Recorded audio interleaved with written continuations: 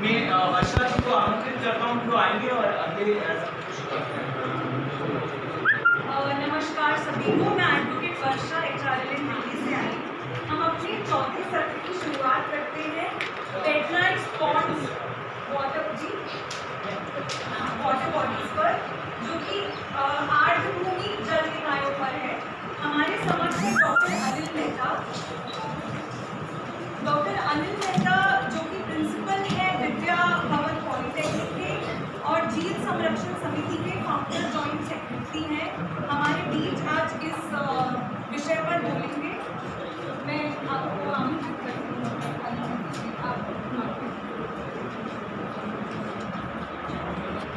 Doctor Anil Mehta ने पर्यावरण पर काफ़ी व्यापक कार्य किए हैं और मैं उनको बोलूँगी कि वो अपना वो समस्याओं और उनके हल के बारे में हमारे साथ चर्चा करें।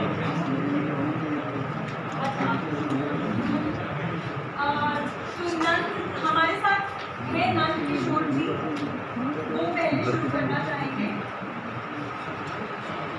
नंद किशोर जी गांधी मानव कल्याण सोसाइटी के डायरेक्टर हैं और अब मैं उनको बोलूँगी कि इस मुद्दे पर हमारे से बात करें।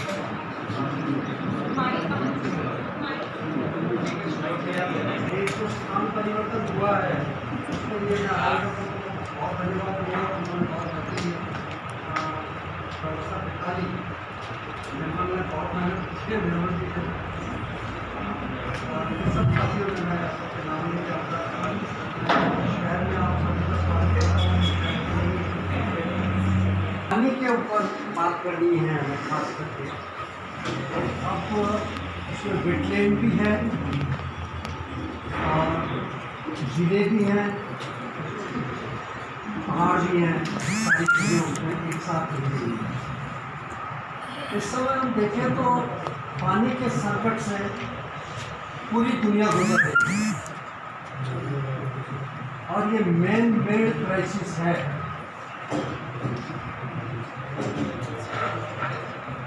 आदमियों द्वारा, हम लोगों के द्वारा बनाया गया ये संकट है और संकट में जो हमारी सरकारें हैं वो भी पूरी तरह से मिली हुई है।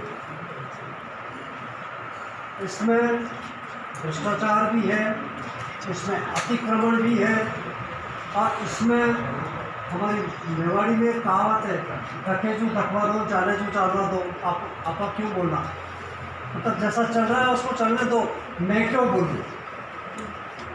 वो संकट भी है। या तो पानी के जो उदयपुर शहर की बात करें, हम यहाँ बैठे हैं कि इस शहर को जिलों की नगरी कहते हैं। 6 जिले होने के बाद में जब यहाँ पे 50 से ज़्यादा 52 जिले थी तब इस शहर को जिलों की नगरी नहीं कहते थे, क्योंकि इतना बड़ा शहर नहीं था। और जब 52 में से 8 या 9 तालाब जिंदा हैं, बाकी सब खत्म हो गए। कहीं पे मॉल खड़े हैं, कहीं पे मकान खड़े हैं। जो नाले थे वो जब अतिवृष्टि होती है तब पता चलता है, लोग बोलते हैं पहले तो ये नाले थे और कहाँ गए, उसकी वजह से बाढ़ आ रही। बाढ़ हमने और प्रशासन ने मिलकर बिल्कुल समझ नष्ट कर दी। हमने में शब्द में इसमें इस्तेमाल इसलिए कर रहा हूँ क्योंकि हम बोले नहीं। अतिक्रमण तो लोगों ने किया, पैसे वालों ने किया, कैपिटलिस्ट ने किया, होटेलियर्स ने किया। आज कहीं सुरक्षित नहीं है, कितना पहाड़ कट रहा है, कितना क्या हो रहा है। हालत उदयपुर की क्या थी? 65 से पहले उदयपुर में ये जो इंग्लिश कैंट है ना, छावनी है, वो फ्रेंडलेस स्टेशन था। यहाँ जो कर्नल होता था उस कर्नल को अपने बंगले में या ऑफिस में पंखा लगाने की स्वीकृति नहीं थी। उस उदयपुर में पंखे की ज़रूरत ही नहीं थी। 65 तक ये ऑथेंटिक। जिस विकास का रास्ता हम लोगों ने चुना वो डिस्ट्रक्शन का रास्ता है, डेवलपमेंट का नहीं। अनिल जी बताइए कि ये गोविंदा वाली जो हमारी सड़क बनी है ना, उस सड़क के बनने से के बाद में उदयपुर के टेम्परेचर में कितनी वृद्धि हुई।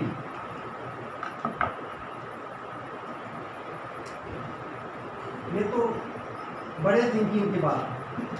अब हमने पेड़ों को, पहाड़ों को, झीलों को, जो झीलें हैं, जो तालाब हैं, वो अतिक्रमण की शिकार हो गई, भूमाफियाओं की शिकार हो गई। जो पानी बचा हुआ है उससे या तो इंडस्ट्री काम में ले रही है या इंडस्ट्री पॉल्यूटेट कर रही है उसको।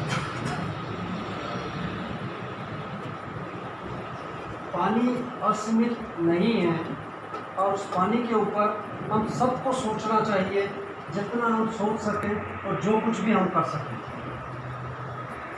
ये एक ऐसा विषय है जिस विषय पे घंटों बात की जा सकती है, पर 10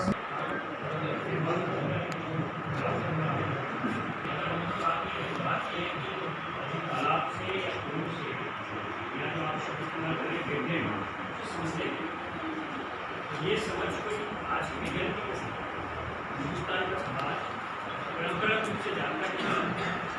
हिंदुस्तान के आप किसी भी काम में किसी भी गाँव से बंगाल में कुछ और कहते होंगे ना, हरियाणा में कुछ और कहते होंगे, लेकिन पूरे भारत में जिसको हम कहते हैं एक्रो क्लाइमेटिक जोन के हिसाब से समाज ने आगे बढ़कर समाज के साथ साथ उस जमाने में जो लोग थे, जो फिलोसफी थे, राजा थे, महाराजा थे, जो भी सब ने मिलकर तालाबों को खोला। लेकिन मैनेजमेंट किसके पास था? उन तालाबों का प्रबंधन पूरा का पूरा समाज था, इसलिए तालाब सुरक्षा।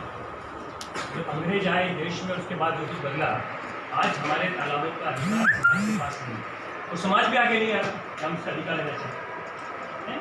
तो तालाबों की जो दुर्दशा है, आपको आप वेटलैंड कहते हैं, सब एक ही मतलब, तालाब कहें, झील कहें, वेटलैंड कहें, होते तुम्हें सब एक ही चीज़ है। उनकी इतनी दुर्दशा का जो जिम्मेदार है, जो नंजी नदी का हम स्वयं जिम्मेदार है, ये समाज हम जिम्मेदार है, इस संगठन हम जिम्मेदार है, क्योंकि हमने आपस से बात नहीं की, ये जो तालाब है ये समाज की संपत्ति, ये सरकार की संपत्ति नहीं है ना, ये सबसे बड़ी गड़बड़ी हुई। और इसीलिए मुझे लगता है कि हम सबको मिलकर ये प्रयत्न करना चाहिए कि हम फिर से वो स्ट्रक्चर बनाएं। मुश्किल होगी इस तरह का ढांचा बनाना कि हम फिर से सरकार के सामने जाके कहें कि नहीं आप ये नहीं, लेकिन पूरे भारत में आपको उदाहरण में मिल जाएगा, मिलने में भी मिल जाएगा, जहाँ कुछ संगठन आ गया है उन्होंने कहा कि हम इसका काम करते हैं, पर वो कॉन्ट्रैक्ट की तरह नहीं हो सकता ना कि एक NGO चला जाए, वो कहेगी साहब इसका काम हमें दे दीजिए, हम इसको सुधार देंगे, फिर सरकार का अफसर आएगा, वो आपको ऑडिट करेगा, कितना काम हुआ, कितने लोग लगे, उसका आउटकम आएगा नहीं आए, किसी से जाँच करवाएगा। लेकिन समाज के हाथ में आने के लिए समाज को स्वयं आगे आकर काम करना पड़ेगा, तभी से हमारे जो भारत के लोग हैं, देखिए जितनी ज़्यादा, एक बात तो स्पष्ट मान लीजिए आपको कि क्लाइमेट चेंज का शुरू नहीं था, अगर तालाब बचेंगे तो क्लाइमेट चेंज की जो समस्या है, एकदम गर्मी बढ़ जाती है, एकदम बरसात आ जाती है तेज से, कहीं बाढ़ हो रहा है, कहीं सूखा हो रहा है, इसको कोई मैनेज कर सकता है तो तालाब नहीं। पहाड़ देखें ना, इस पहाड़ में थोड़ा आप आगे जाएंगे ना, तो इस शहर के ऊपर वहाँ पे एक शहरी का डस्टिंग गार्ड है, और यहाँ से जो पानी बहता था नीचे एक तालाब में जाता था, बहुत खूबसूरत तालाब, नाम ही उसको रूप है, और वहाँ से फिर आयर नदी में, और आयर नदी से बहता हुआ बनास, बनास से चंबल, चंबल से यमुना और गंगा, ये तंत्र है हमारा, है ना। इसलिए आप देखिए, मैं धर्म की बात नहीं करता, लेकिन हर घर में आपको गांव में कहीं कहीं गंगोदय कुंड मिलेगा, है ना। ये हम पूरे भारत की जल संरचना की, पूरे भारत के वाटर सिस्टम से, पूरे भारत के जो दो बड़े बेसिन है, अरब सागर का बेसिन और दूसरा बंगाल की खाड़ी का बेसिन, हम उसके हिस्से हैं। हमारा संबंध, हम जब यहाँ बैठते तो हम कहते हैं नहीं, हम दक्षिण तक हमारा संबंध है पानी, है ना, तो इसलिए लोग जुड़ते थे। अब कोई जुड़ा भी नहीं, अब तो मेरा पानी, और वो नारा भी मुझे अजीब लगता है कि मेरा पानी, मेरे गाँव का पानी मेरा, मेरे खेत का पानी मेरा, मेरे खेत का पानी मैं बचा रहा हूँ पर समाज के लिए बचा रहा हूँ, ये तरह का इंगेज चेंज हुआ।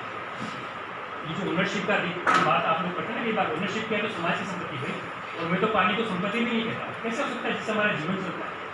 70% पानी है हमारे शरीर में, तो हमारे शरीर में पानी खत्म हो जाए, हम भी बढ़ जाते हैं। तो ये जो पानी के साथ रिश्ता है ना, ज़्यादा समय नहीं लगे, पानी के साथ रिश्ते को उधर से परिभाषित करना है। और जो हमारी परंपरा थी, हमारी संस्कृति थी, हम तालाब के अंदर पत्थर डालना भी कहते थे, हमारी माँ के पेट में हमने पत्थर डाला, कचरा डालना जुआ से, है ना, वो खास नहीं सारी चीज़ें। इसलिए किसी को दोष मत दीजिए, अपने आप को दोष दीजिए। और इसके लिए देखिए, मैं कहता हूँ कि हम ये कहते हैं कि साहब हमारा संबंध जो है पानी के साथ, पहाड़ के साथ, मिट्टी के साथ, धरती के साथ, पुत्र का संबंध, माता भूमि पुत्रों में पृथ्वी, ऐसा तो शास्त्रों में लिखा, लेकिन कैसी का डाली पूरी माँ की, है ना। एक इतना मतलब देखिए, जिसको हम इतना सम्मान देते हैं, श्रद्धा करते हैं, लेकिन जिंदगी उसमें डालते हैं, ऐसा कुछ सम्मान हो सकता है क्या? शुरुआत करनी चाहिए मेरे हिसाब से व्यक्ति है। आज हम जितने लोग हैं बैठे हैं वो सब मिलकर तय कर लें कि भाई मैं व्यक्तिगत स्तर पर तय करता हूँ कि मैं गाँव के किसी भी तालाब को अतिक्रमण नहीं करूँ। तालाब की समस्या क्या है? एक तो जहाँ से पानी लेके आता है, जैसे पहाड़, आप पहाड़ को काट दोगे तो तालाब में पानी कहाँ से आएगा? पहाड़ तो पिता है भाई, पहाड़ तो तालाब का पिता है, बाप है, इसको आपने काट दिया तो पानी कहाँ से आएगा? लेकिन उदयपुर में और राजस्थान में तो बड़ी हालत खराब है। यहाँ तो जिस संरक्षण का एक अधिनियम बना है, इसका मतलब है कि आप भी काट कैसे सकते हैं? आप बढ़िएगा कभी लोगों को विरोध करना चाहिए कि पर्वत संरक्षण का सिद्धांत जो भी बना राजस्थान में 2 साल पहले, उस सिद्धांत के हिसाब से आप पहाड़ कैसे काट सकते हो वो जरूरत दी गई है। हम पहाड़ को काट देते हैं, पहाड़ को जला देते हैं, परंपरा इंसानी क्या है, तालाब को काट देते हैं, तालाब में से पानी खोल के निकाल देते हैं ताकि खेती कर सकें। आप यहाँ जाओगे तो तालाब से गंदगा मिल जाएंगे आपको, बहुत बनेगा। इसलिए व्यक्तिगत स्तर से प्रारंभ करके सामाजिक स्तर पर लोगों को साथ देकर फिर एक जनज्ञान, वो जनज्ञान अब गाँव नहीं बनेगा, मोहल्ला नहीं बनेगा, तब तक हमारे जमीन का कुएं का पानी भी खराब है। और क्या खराबी है? अभी हम प्लास्टिक डाल रहे हैं पानी। आपको पता है प्लास्टिक से क्या होता है? ये बहुत बड़े बड़े नाम लेता हूँ, आपको तुरंत समझ में आ जाएगा। प्लास्टिक से और केमिकल्स जो हम इस्तेमाल करते हैं, ये थोड़ा शैम्पू मैंने भी लगाया, इन्होंने भी लगाया होगा, साबुन जो हम इस्तेमाल कर रहे हैं तरह तरह के, ये प्लास्टिक, साबुन, शैम्पू, दवाइयाँ, जितनी भी केमिकल्स जब जाते हैं, इसका जो कॉकटेल है जो पानी में बनता है, चाहे ज़मीन के पानी के अंदर बने, चाहे सरफेस के पानी में बने, नपुंसकता सबसे पहली बीमारी। और इसका उदाहरण है कि देश भर में जगह जगह आपको इन्फर्टिलिटी क्लिनिक मिलते हैं आजकल, पुरुषों में भी और महिलाओं में।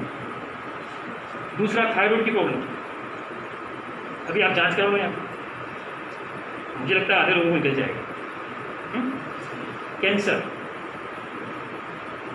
कैंसर सब तरह के कैंसर, प्रोस्टेट कैंसर से लेके ओवरियन कैंसर से लेके लीवर के कैंसर, है ना।